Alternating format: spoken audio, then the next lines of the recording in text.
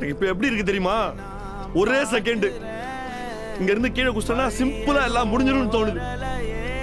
நான் யாருக்கும் தேவையில்ல.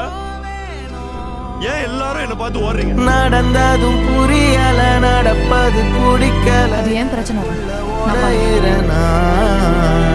வெளிச்சத்தை தேடி இருட்டுல வாழ்ந்து தனிமையில் திணறுறனா.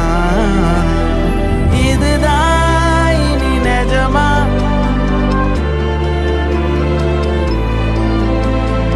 வலிதாய உறவா?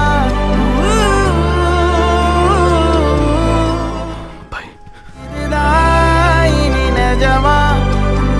வலிதான்